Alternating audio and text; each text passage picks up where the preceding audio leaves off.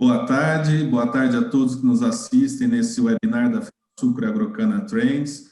Hoje trazendo o tema etanol e a sua globalização, para que a gente possa entender um pouco mais como esse bioproduto, esse biocombustível pode agregar mais à globalização a todos que nos do mundo. assistem. Eu gostaria de salientar que o chat está aberto para as perguntas que nós faremos no final.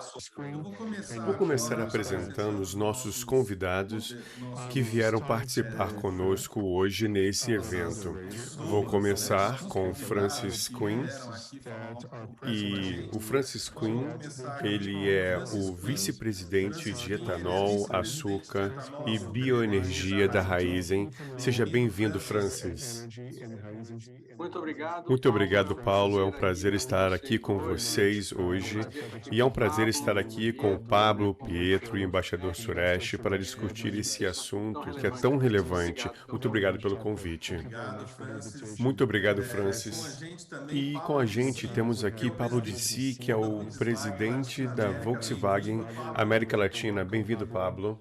Boa tarde a todos. Oi, Paulo. É um prazer e muito obrigado pelo convite. É um prazer estar aqui com o embaixador Suresh, com Francis, Pietro e você também.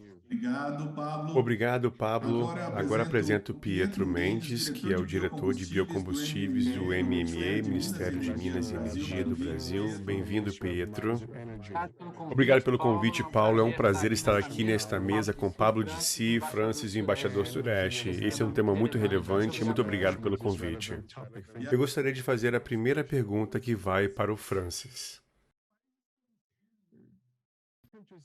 Se países como China e Índia realmente adicionarem etanol à gasolina, teremos uma demanda de produção em 10 anos que irá superar 18 bilhões de litros ao ano.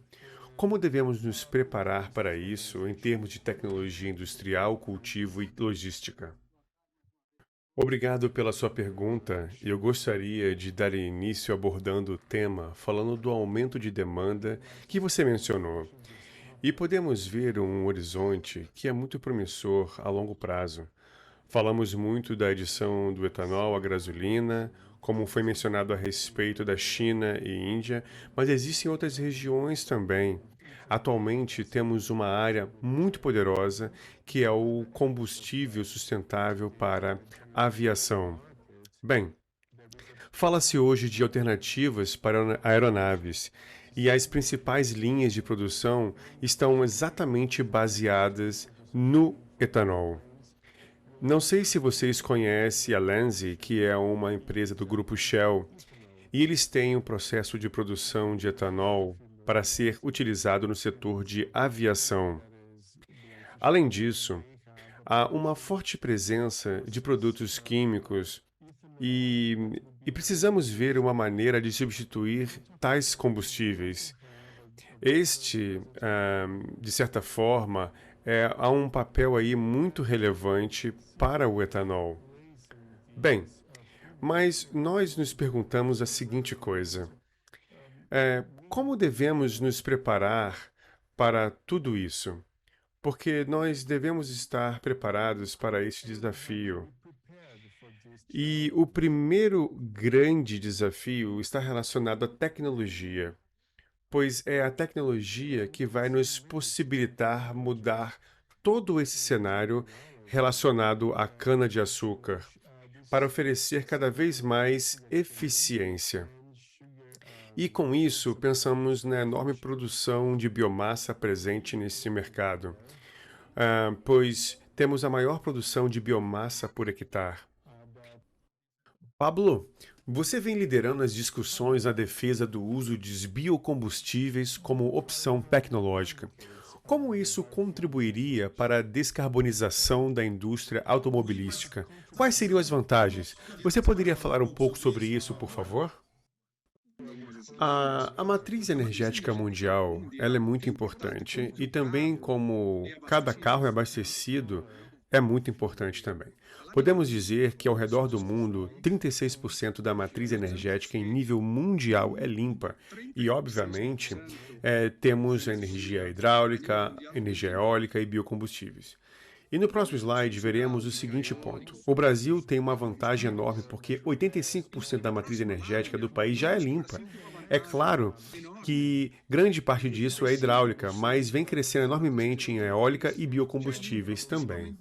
Bem, tem um outro ponto. Nos últimos 8 anos, eu vi uma enorme transformação positiva acontecendo na Alemanha em termos de energia eólica. Vejamos que a energia eólica representa 21% na Alemanha. E eu estive lá na Alemanha em 2014 e tive essa oportunidade de ver essa transformação brutal tanto na eólica quanto na solar. E vemos isso acontecer em outros países também. Mas nós no Brasil temos uma vantagem competitiva enorme, pois temos uma matriz energética muito limpa e com isso eu contextualizo esses pontos. Bem, no slide a seguir, entramos no etanol e biocombustíveis. E temos mais uma vantagem aqui no Brasil. Quando pensamos no ciclo de vida, ou seja, do poço à roda, como falamos na indústria, seja na indústria automobilística ou em qualquer outra, a energia é muito limpa. Geramos 84% menos emissões do que o combustível tradicional. Então, não precisamos esperar uma revolução tecnológica para gerar esse impacto nas emissões, porque já fazemos isso agora. Mas com a revolução, ou melhor, com a evolução tecnológica, teremos um impacto ainda maior. Vamos ao próximo slide agora. Bem, vejamos aqui. Temos aqui uma comparação de ciclo de vida que vai do poço à roda. Ou seja, temos todo o processo que envolve o abastecimento de nossos veículos. E nesse slide, que é muito importante, nós podemos ver a parte de cima que temos o veículo a combustão. Vemos que na Europa são 218 gramas de CO2 por quilômetro, porque eles não têm este percentual de etanol no combustível como temos aqui no Brasil. Quando vemos um carro a combustão aqui no país, esse valor cai para 197. Porque a própria lei já diz que todo e qualquer carro tem inicialmente ali 22% de etanol. Então, na pegada desse ciclo, já saímos com uma vantagem. Se abastecermos os nossos carros hoje somente com etanol, nós descemos esse número ainda mais e chegamos a 99 gramas de CO2 por quilômetro. Então, a mensagem principal aqui é que nós precisamos valorizar mais o etanol. Ele não pode ser apenas um produto brasileiro, pois precisamos pensar grande. E eu concordo muito bem com o título desse tema de não ser um commodity. Precisamos sim colocar inovação em tecnologia e exportar tecnologia e não somente o etanol. Vamos agora ao próximo slide, por favor. Aqui seria o mesmo slide, mas trazendo a autonomia. Vocês podem ver que a autonomia de um carro a gasolina e etanol estão aqui no slide, mas é claro que o carro a gasolina tem mais autonomia. Contudo, os carros elétricos hoje da Volkswagen, por exemplo, já têm autonomia fantástica de 500, 550, 600 quilômetros. E é uma tecnologia que temos que ainda investir muito. E vamos agora ao último slide. Vou tratar a primeira parte da pergunta, que seria: como é que a gente pode levar isso para o futuro? Como levamos isso principalmente aos países emergentes, Brasil, América Latina, Índia, África? Vamos ao próximo slide, por favor. Nesse próximo slide, vemos a seguinte coisa. Se já temos o carro a combustão e já temos o conhecimento do motor flex, essa parte nós já temos. Mas precisamos investir em pesquisa, em desenvolvimento, como indústria, como governo, como universidades também. Temos que ver como transformar esse etanol para abastecer um carro híbrido ou elétrico e não somente no Brasil, como já falei. Não podemos pensar somente na jabuticaba brasileira, mas temos que pensar nessa tecnologia brasileira, mas temos que pensar em políticas públicas juntos às universidades, diferentes indústrias, e não somente a Volkswagen, mas toda a indústria automobilística, indústria de avião, e todas essas indústrias têm como contribuir de alguma forma. Então, como podemos levar essa tecnologia para frente? Eu sempre faço uma analogia com a soja, pois somos o segundo maior produtor de soja no mundo. Exportamos commodities e depois compramos o óleo, que vem da Itália ou de outros países. Com etanol, não podemos deixar que isso aconteça. Temos que exportar sim o commodity, mas também a inovação tecnológica e temos que ter uma cadeia muito maior do que temos hoje. Agora vamos ao Pietro. Pietro, como que o governo e o Ministério de Minas e Energia vem atuando nas questões públicas, ou seja, as políticas públicas? Mas sabemos que o combustível do futuro foi lançado recentemente. Pietro, eu gostaria que você pudesse falar um pouco mais sobre esse programa. Boa tarde a todos, obrigado, Paulo. Essa pergunta ela é muito importante. Qual é o objetivo principal do programa Combustível do Futuro? Primeiro, a gente vê que há políticas e programas do próprio governo que atuam no setor automobilístico e no setor de combustíveis. E não poderíamos ter essa integração tão forte se não fosse em todos esses programas. Então, a ideia inicial é propor medidas de integração. Desta forma, podemos citar o RenovaBio, o Rota 2030, o Proconv, o Compete, entre outros. Outra coisa é o que a Resolução 027/2021 traz, muito alinhado com o que o Pablo Dicey acabou de falar. Como um princípio para todas essas políticas e programas, tem a análise de ciclo de vida do poço à roda. Por exemplo, hoje a gente mede a eficiência no que se refere às emissões de gases do efeito estufa somente do tanque à roda, mas a gente também precisa considerar a etapa de geração de energia, como o Pablo acabou de mostrar. Uma dúvida tem surgido constantemente. O Brasil ficará de fora da eletrificação veicular? Não. O Brasil não ficará de fora. Vemos isso muito em linha com o que a Agência Internacional de Energia coloca, que para tornar a mobilidade sustentável nós temos que ter diferentes estratégias e estratégias complementares. Num país como o Brasil, que tem esta vocação de bioenergia, que consegue fazer a redução das emissões dos gases do efeito estufa com a utilização do biocombustível, deve usar usar os biocombustíveis e também a eletrificação, pois uma coisa não exclui a outra. Isso é o que queremos dar ao consumidor no Programa Brasileiro de Etiquetagem Veicular. Vamos trazer a informação correta em relação às emissões. Então, o consumidor terá essa informação se ele quiser contribuir com a redução do aquecimento global. Assim, ele terá toda a informação do ciclo de vida do poço à roda e não somente do tanque à roda. Daremos, então, os indicadores corretos tanto para a indústria quanto para o consumidor. Alinhado com o que o Francis colocou, uma das coisas que nós queremos trabalhar no âmbito do Subcomitê de Veículos Leves é a questão do etanol de segunda geração. Que tipos de políticas públicas podemos desenvolver para que a gente aumente a produção em grande escala? Combustível de alta octanagem e baixo carbono, pois sabemos que com a melhora da octanagem na gasolina, melhoramos a eficiência veicular e, por conta disso, reduzimos as emissões. Hoje temos a octanagem medida pelo parâmetro RON em 92 e a partir de 1º de janeiro do ano que vem será 93. E nós pensamos que precisamos estar muito bem alinhados ao documento World Wide Fuel Charter, com a octanagem de 102 para permitir motores turbo, como várias montadoras já comercializam aqui no Brasil. E esses motores são muito mais eficientes. Bom, e a gente conjuga o combustível do futuro com o próprio RenovaBio. Com o RenovaBio, hoje a gente atende a maior parte das usinas de etanol. 80% delas já são certificadas com as informações de cada unidade industrial sobre emissões desde o poço à roda. Então conseguimos mostrar aos outros países, e isso tudo é auditável, provando que os biocombustíveis realmente reduzem as emissões, considerando toda a etapa agrícola, industrial, até chegando na ponta na utilização do consumidor. Bem, embaixador, o Brasil e a Índia já trabalham juntos na questão da produção da cana-de-açúcar a nível global. Como o senhor enxerga a iniciativa privada e o governo em busca da globalização desse produto para que ele possa cada vez mais ser produzido? E também, como o senhor avalia este intercâmbio técnico-comercial entre Brasil e a Índia? Bem, atualmente na Índia acontece a seguinte coisa. Mesmo em meio à pandemia, no ano passado, em 2020, mais de 250 1.000 veículos elétricos foram vendidos.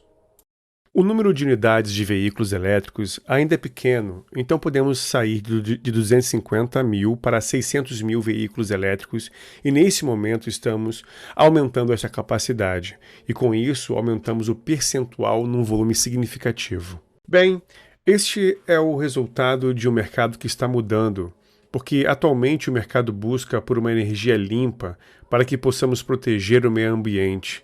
E no fim das contas, quando podemos proteger o nosso meio ambiente, nós iremos contribuir para o mesmo e proteger ao mesmo tempo a nós mesmos. Então, desta forma, proporcionaremos uma boa saúde e um melhor estilo de vida para todos. Francis, agora eu tenho uma pergunta para você e eu gostaria de saber a seguinte coisa. Como a Raízen vem considerando esses desafios que são pertinentes à comoditização do etanol?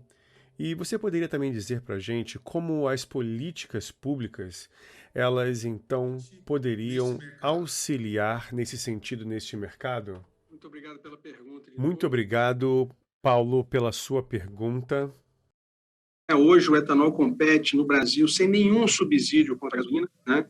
A emissão, os níveis de emissões, a gente viu aqui na apresentação do Pablo, né? Quer dizer, são níveis muito mais baixos. A gente fala de uma emissão do nosso etanol de primeira geração, né? A gente está falando de em torno de 20 e poucas gramas de CO2 por megajoule, e a gasolina nos Estados Unidos acima de 100 gramas de CO2 por megajoule, né? A gente viu também o comparativo aí que o Pablo dividiu com a gente, olhando os tipos de veículos, que a nossa solução de carro etanol já é benchmark, né? E a gente olhando para veículos híbridos e para a célula de combustível, que a Volkswagen também está investindo nesse momento, a gente tem a melhor solução global, né? Em comparação até com as soluções de veículos elétricos, né? Então, é muito comum o entendimento aqui, a gente ouviu o Pietro também falar de todas as que ele enxerga, né? E a gente vê também o Suresh falando da expectativa dele com relação a isso, que é um produto vencedor, né? É comum o entendimento aqui nesse painel muito rico, né? Que envolve aí empresa, governo e outros países, né? De que o etanol tem vantagens muito relevantes, não só no aspecto econômico, como no aspecto de sustentabilidade, né? O etanol seria uma tecnologia complementar. Estamos aqui para ajudar com uma energia renovável complementar. Nós não podemos esperar que os Estados Unidos mudem a sua matriz energética ao etanol, por exemplo, mas precisamos de tecnologia para ajudar outros países. E o primeiro ponto é que nós precisamos definir algo importante, pois estamos num momento chave para que isso aconteça, e concordo com o embaixador Suresh.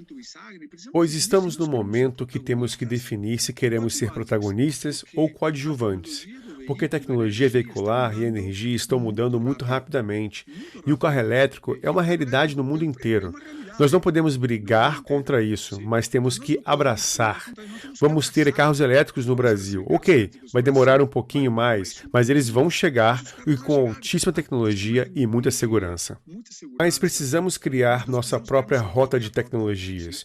O etanol, como já falei, é tecnologia complementar para carros a combustão, como já falei anteriormente, para carros híbridos e elétricos, através da célula de combustível que estamos pesquisando para possíveis carros elétricos.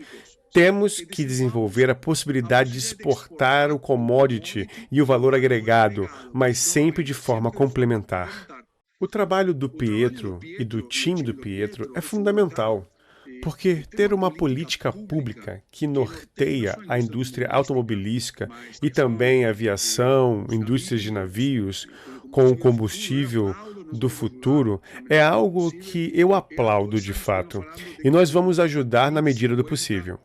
E há 2 anos já estamos falando de criar a Rota 2050, que é aquela legislação para o setor automobilístico, pensando em como vamos levar a indústria para além de 2030. E é fundamental, com o combustível do futuro, a Rota 2050, que a gente considere o ciclo do poço à roda e não somente de tanque à roda, como o Pietro já ressaltou. E é fundamental olhar para todo o ciclo nas políticas públicas. E temos que ser transparentes, temos que ajudar a trabalhar com as universidades, com o governo e com outras empresas do setor e de outras indústrias. E, por fim, temos que ter incentivo para pesquisas. E não estou falando de apenas dinheiro público, mas temos que estimular os desenvolvedores de pesquisas com universidades federais, estaduais, privadas, entidades como a Única, a Copersuca, Centro Tecnológico Canavieiro e empresas como a Raizen e outras. Então, quanto mais transversal trabalharmos, mais outros irão aderir e o Brasil vai ter mais chances. Mas estamos num momento chave para emplacar tudo isso de maneira rápida, porque o mundo não vai esperar por nós. Verdade, Pablo. Isso é uma grande verdade e temos que dar um passo à frente. Pietro, como a nossa indústria de base pode ganhar outros países, como o Pablo falou, levando essa tecnologia, vendendo não só uma commodity como o etanol, mas vendendo tecnologia? Obrigado pela pergunta, Paulo. Ela é muito importante, eu acho que conjuga um pouco tudo que foi falado aqui.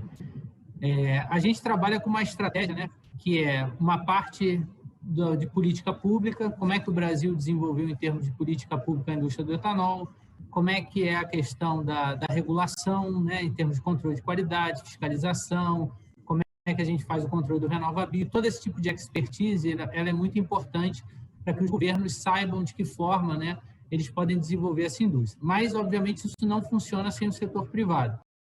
Então, todo o trabalho que o Francis colocou, e a gente trabalha muito, né, com a Raizen, com outras empresas também, ele é muito relevante, porque se a gente não tiver, né, o braço privado, né, que efetivamente é quem produz, que conhece a questão tecnológica, acho muito importante esse movimento que o Francis falou, licenciar a tecnologia de segunda geração, dado que o etanol de segunda geração pode ser produzido em outros países que não têm as condições climáticas tão favoráveis. A gente vê aqui no Brasil, na América Central, vem países da Ásia.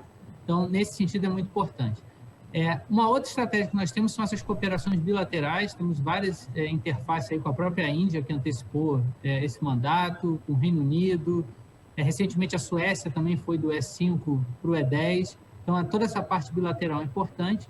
E temos um grande guarda-chuva nesse ano, que é o diálogo de alto nível, que o Brasil foi escolhido para exercer essa liderança da transição energética.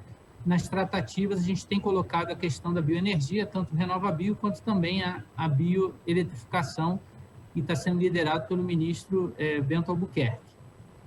Combinando isso tudo, ainda temos um braço aqui junto a buscar financiamento para pesquisa, desenvolvimento e inovação. Então, no âmbito, né, do Programa Combustível do Futuro, a gente está investindo no ProBio-CCS, que é a tecnologia de captura e armazenagem de CO2. Como o Francis falou, né, da questão do double counting, se a gente consegue fazer captura de CO2 na produção de etanol, tem uma corrente de CO2 pura do processo de fermentação. Nos Estados Unidos já tem uma injeção grande, né, no Corn Belt, de CO2 em reservatórios. O programa californiano Low Carbon Fuel Standard, ele considera, né, essa injeção de CO2, tem que ter um monitoramento durante 100 anos, então a gente precisa desenvolver uma legislação. Hoje no Brasil a gente não sabe nem se é a ANP que autoriza, a ANM, qual é o marco legal. Então nós estamos em contato com o BID para ter suporte técnico para isso. Pegando logo no início da fala também do Francis, o ProBio QAV. Então o Brasil tem sido apontado, tem um estudo recente da Round Table on Sustainable Biomaterials, que aponta, né, o Brasil aí com um potencial gigantesco de produção de resíduos, né, do bio-QAV, uma participação relevante aí do etanol e também uma participação relevante no processo REFA, em que você obtém bio-QAV, o diesel verde e também até um biobunker que pode ser utilizado para descarbonização do transporte marítimo. Então, essa estratégia da bioenergia em vários fóruns, ela tem sido feita não somente pelo Ministério de Minas e Energia, mas pelo Ministério das Relações Exteriores, justamente internacionalizando essa plataforma. Por fim, acho que é muito importante a fala do Pablo, porque por a gente defender muitas das vezes a bioenergia na política pública, pode transparecer a ideia que a gente está aqui no movimento de competição. Na verdade, nós não estamos. Nós estamos no movimento de complementariedade, né? A própria Agência Internacional de Energia, ela coloca isso muito claramente nos seus documentos, que a estratégia de transição energética de cada país, ela depende, obviamente, da fonte de energia que você tem disponível e a gente tem que ter indicadores que valorizem o que é chamado na literatura científica de princípio da neutralidade tecnológica. Nós não podemos fazer escolhas de rotas tecnológicas. O que a gente tem que fazer é dar indicadores corretos, caminhar para a análise de ciclos de vida do poço à roda, e, naturalmente, o etanol ele é competitivo na descarbonização. Agora eu vou para um bate-bola rapidão aqui e vou provocar o Pablo. Primeira pergunta, Pablo. Quando que lança o Taos? O Taos é lançado nesta quinta-feira para jornalistas, para os empregados, para os concessionários. Então, quinta-feira, se você quiser saber o preço, se conecte quinta-feira, você vai saber. Boa. Francis, a Raízen, quais são os próximos passos? Você falou aí de etanol de segunda geração, do biogás, né, que é uma vertente nova do nosso setor, como foi a da geração de energia através da biomassa. Qual é a grande aposta da Raízen agora e os próximos passos? Eu acho que o Pietro comentou do biogás, né? E além do 2G, que eu acho que é um grande pilar nosso aí de sustentabilidade, eu queria ampliar um pouquinho nessa área do biogás, né? Eu acho que a gente tem, além do potencial todo de biomassa, que a gente discutiu aqui brevemente no painel, a gente tem um potencial de geração de energia enorme nos resíduos da produção de etanol. A gente está falando aqui, por exemplo, da vinhaça, né? A própria vinhaça que hoje a gente está utilizando com sucesso para a produção de biogás.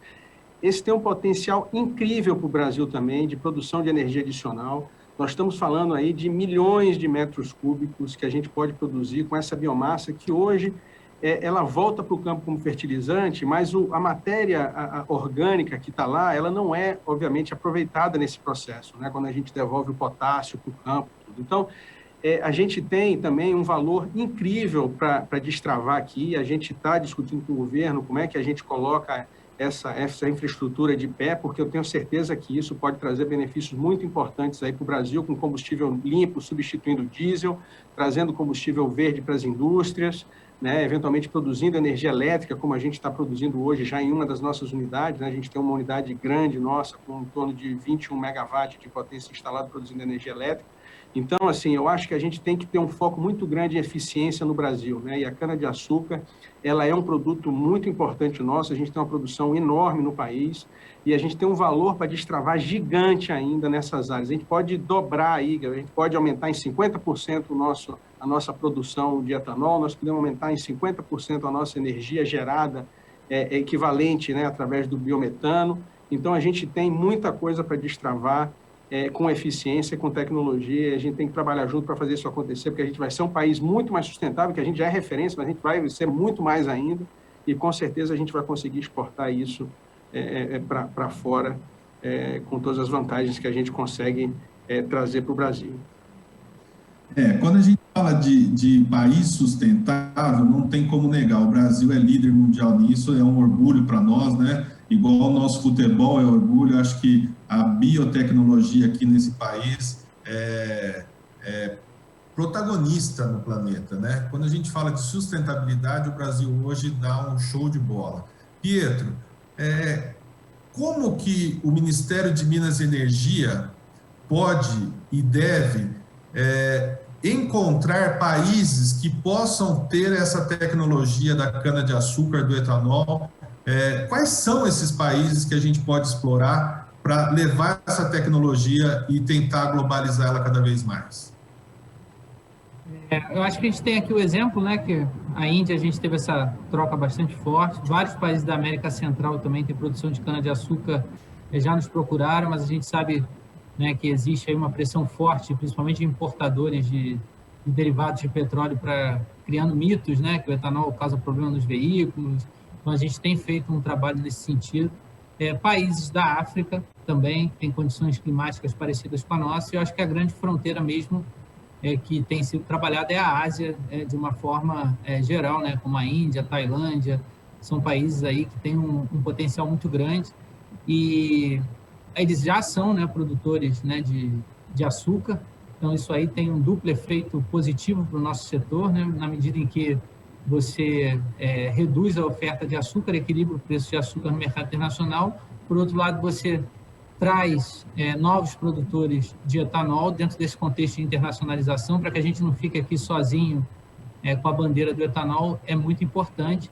E a gente tem que pensar nessas duas tecnologias, na tecnologia de produção de etanol e também exportar a tecnologia automotiva, que ainda tem muitos mitos com relação à utilização de veículos a etanol, e a gente tem toda a expertise para mostrar que funciona e que não tem problema nenhum. Pietro, suas considerações finais, por favor. Paulo, obrigado. Eu queria agradecer. Eu acho que o evento cumpriu aí integralmente, né, os objetivos. Foi muito bom ter essa parte de cooperação internacional, a Raízen aqui representando o setor produtivo e o Pablo, a indústria automobilística. E acho que tem vários insights importantes aí para o programa Combustível do Futuro. Queria agradecer muito a condução e o evento. Obrigado. Obrigado, Pietro. Obrigado ao Ministério de Minas e Energia, sempre parceiro nosso aqui.